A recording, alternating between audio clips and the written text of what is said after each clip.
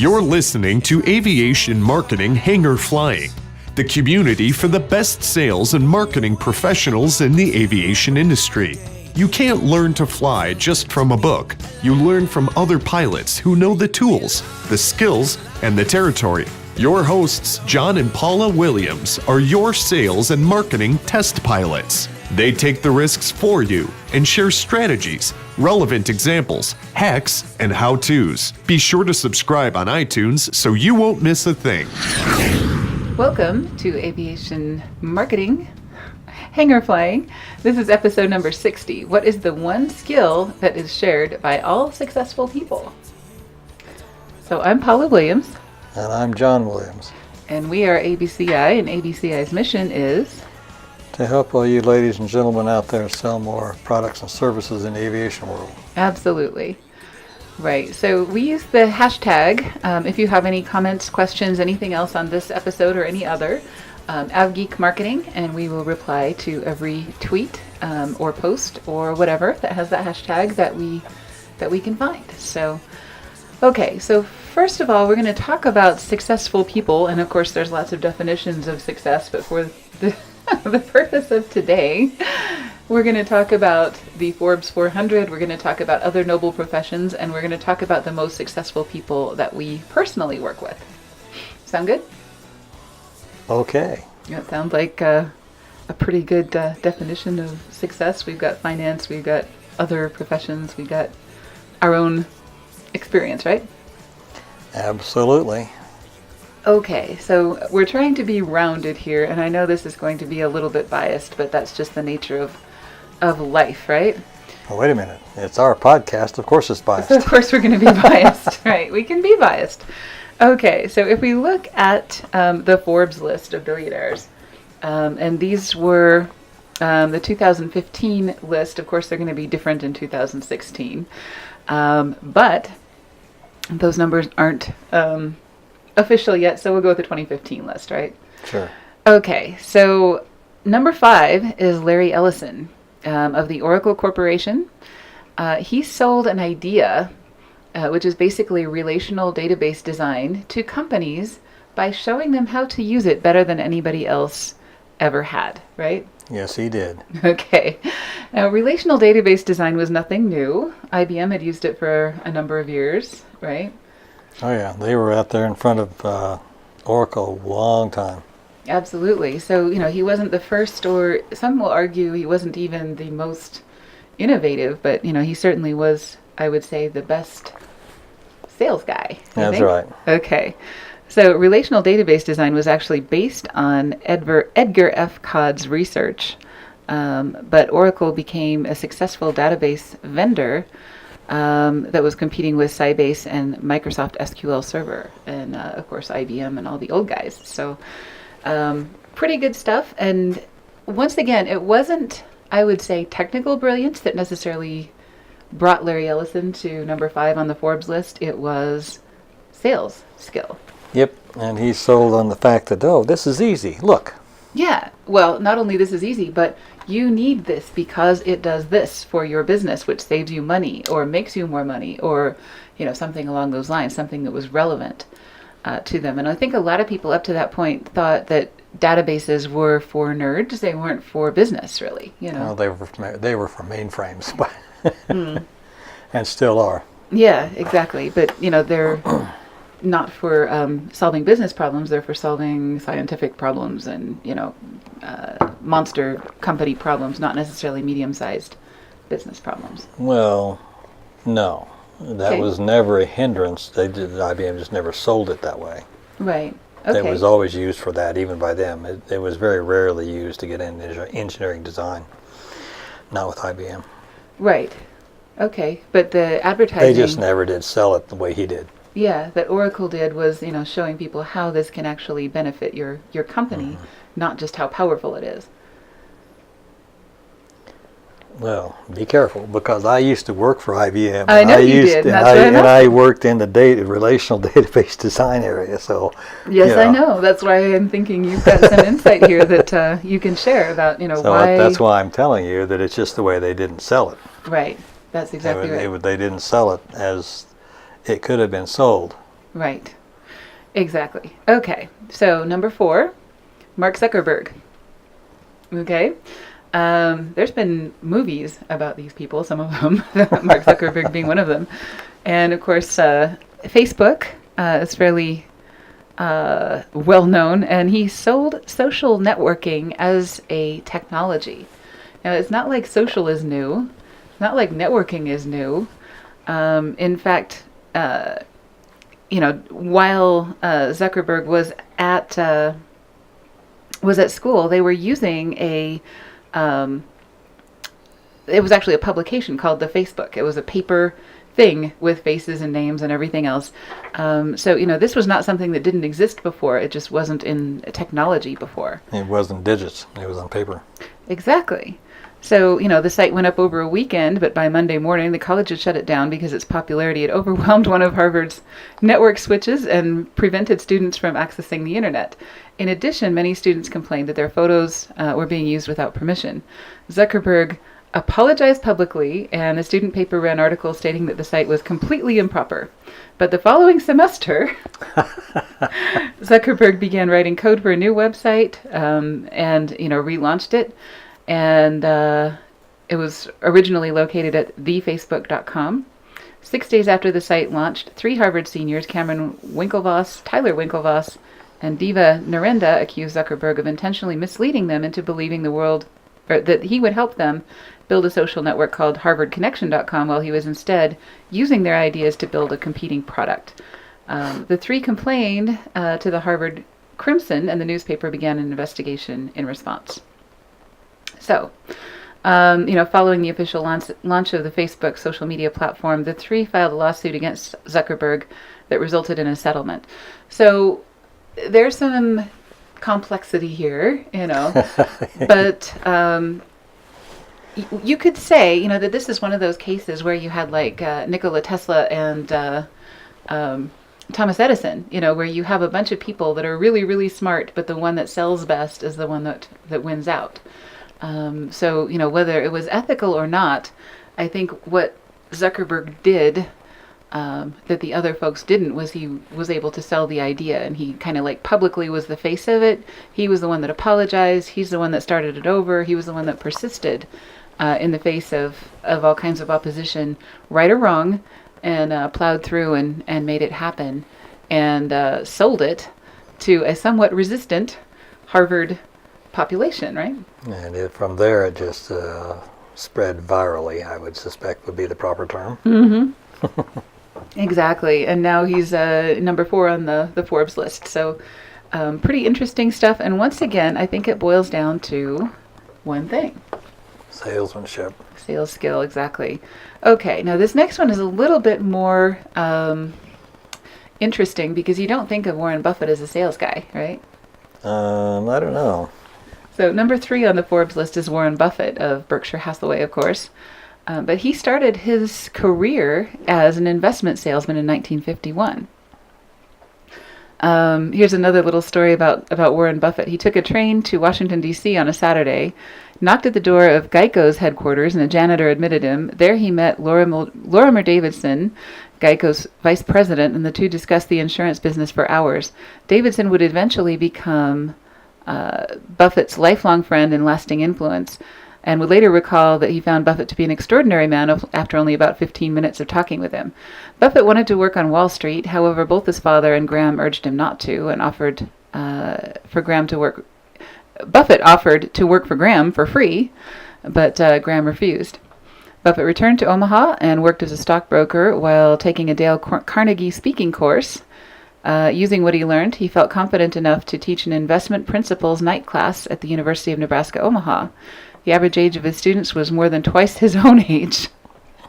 During this time, he purchased the Sinclair Texaco gas station as a side investment. So, all of that stuff, once again, he was teaching, he was selling, he was knocking on doors, getting let in by janitors. All of that, I think, is a pretty good indication of sales skill, once again, wouldn't you think?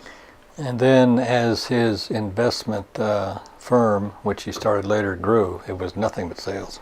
Right, exactly. So Warren Buffett, number 3. Okay, Jeff Bezos, number 2, Amazon.com. Obviously a sales guy, right?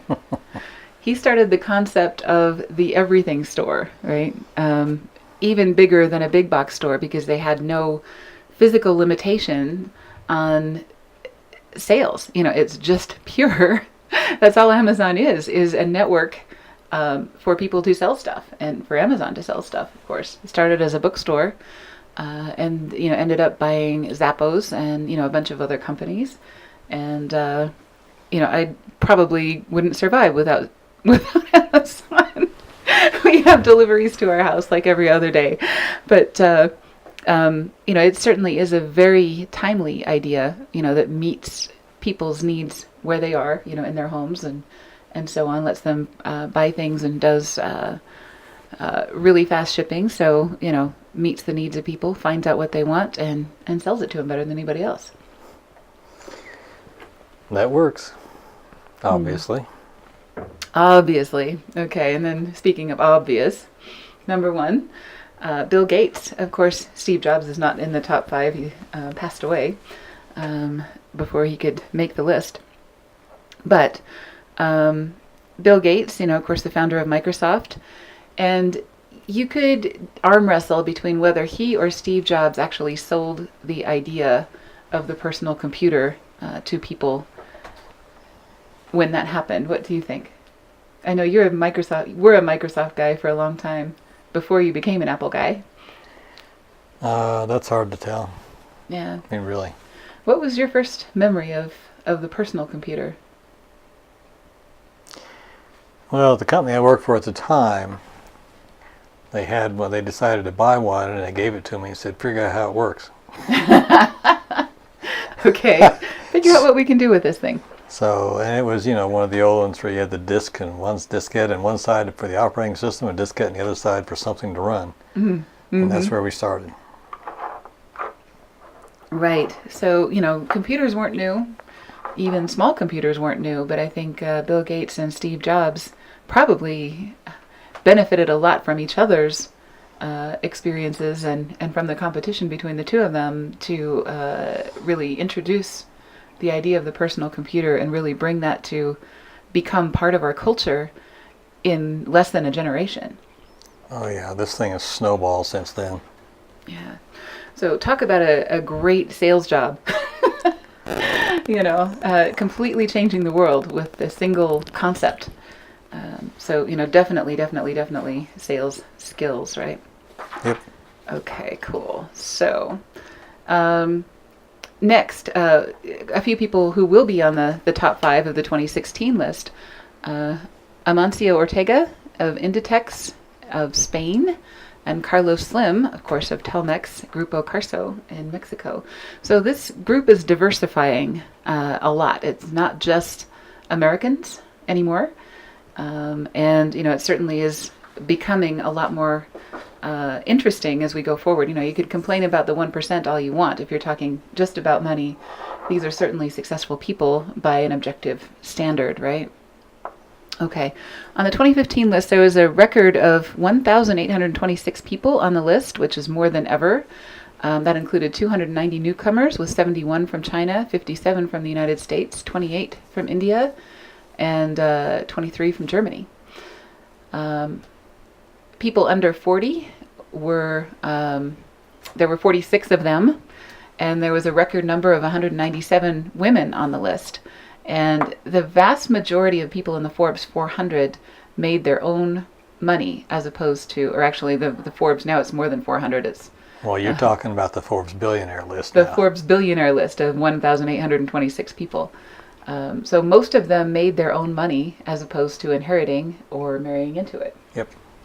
So you can say what you want about all of that, but certainly it's becoming a more diverse group and a more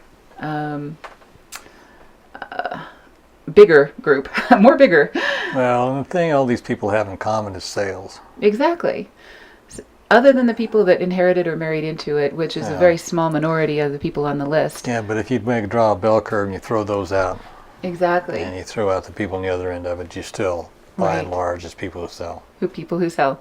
That's exactly right. And even the people who married into it or inherited into it, they married or inherited it from somebody who did that. Sold, exactly, who had sales skills.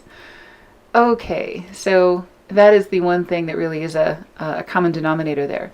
So then you think, okay, well, let's cast, engineers and inventors, which were most of the Forbes top 10 anyway, aside, and, think about other noble professions like teachers, doctors, lawyers, and religious leaders and other kinds of people.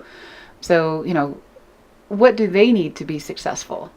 If you look at engineers and inventors, of course, there were the top 5, which had a lot of engineers and inventors, but another great example is Elon Musk. He's worth $11.5 billion. That should be enough to keep food on the table. Yeah, if he's careful. If he's careful. And his big innovations and contributions to the world, of course, are SpaceX, Tesla Motors, SolarCity, OpenAI, and PayPal. And he did a heck of a sales job on every one of those things. Absolutely. PayPal was a business that he sold in order to finance the founding of SpaceX and Tesla Motors.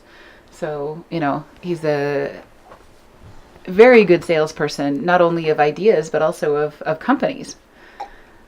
So, engineers and inventors really, really helps to have good sales skills.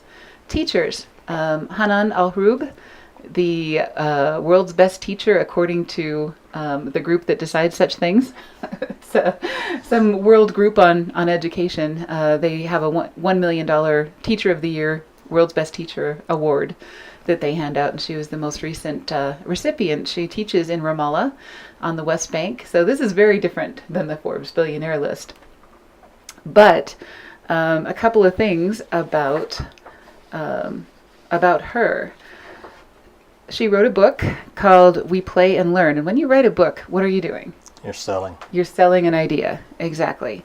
Hrub's approach is that Hrub's approach, which is basically we play to learn, led to a decline in violent behavior in the schools where this is usually a frequent occurrence. So we're talking about Ramallah, right, on the West Bank in Palestine.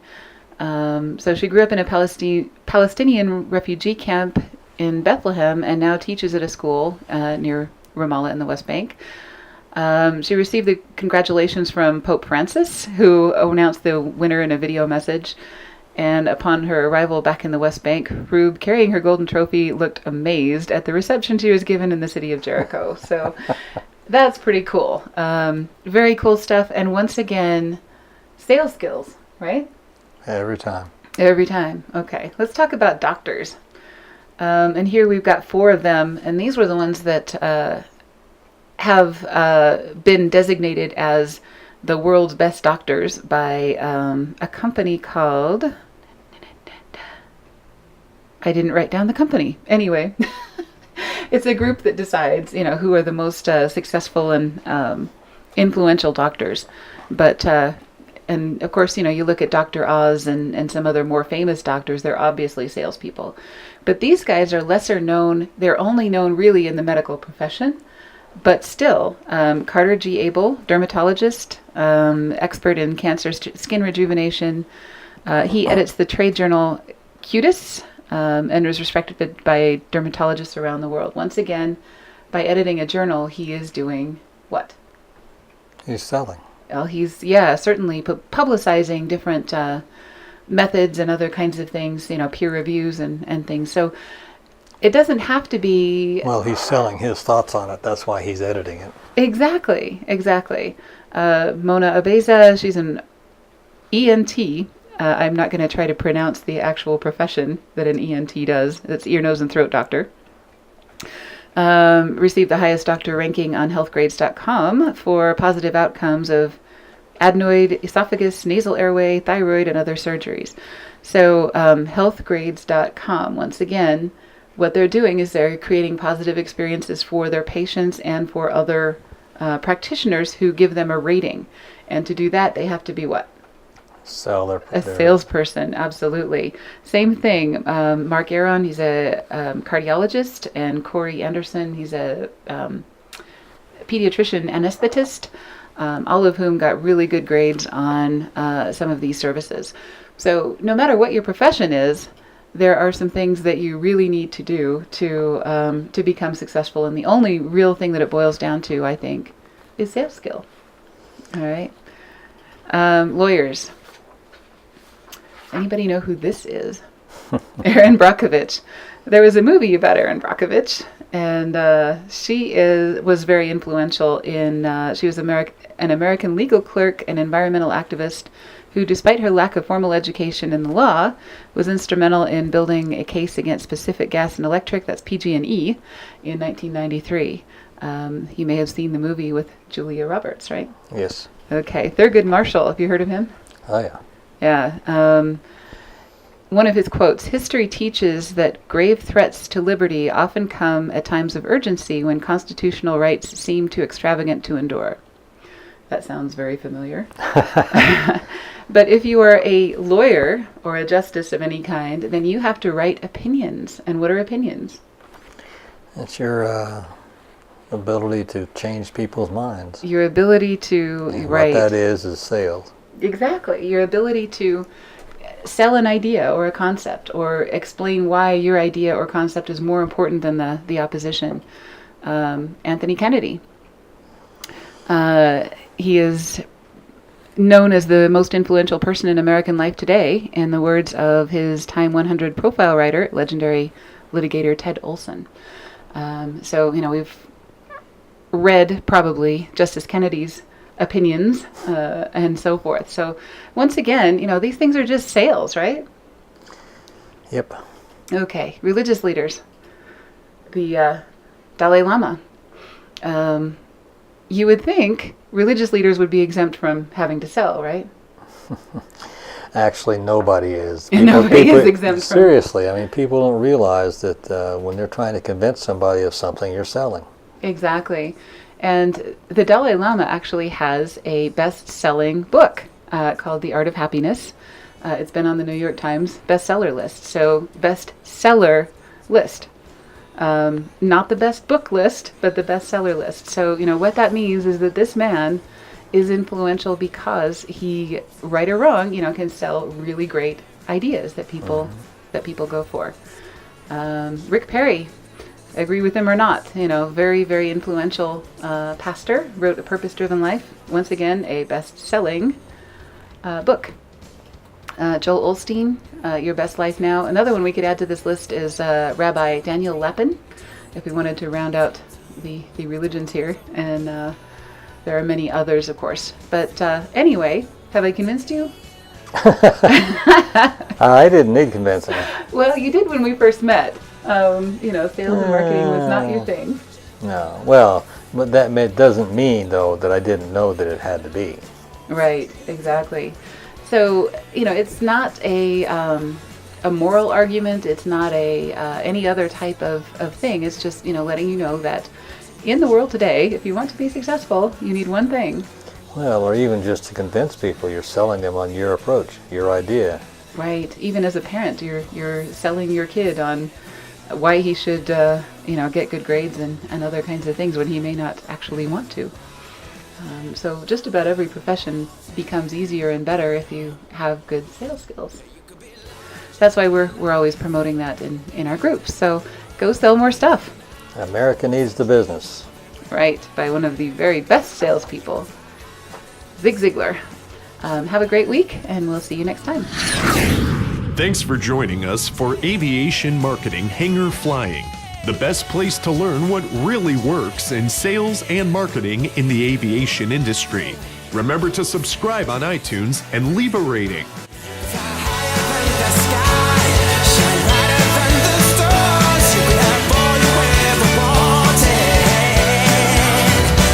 You're cool.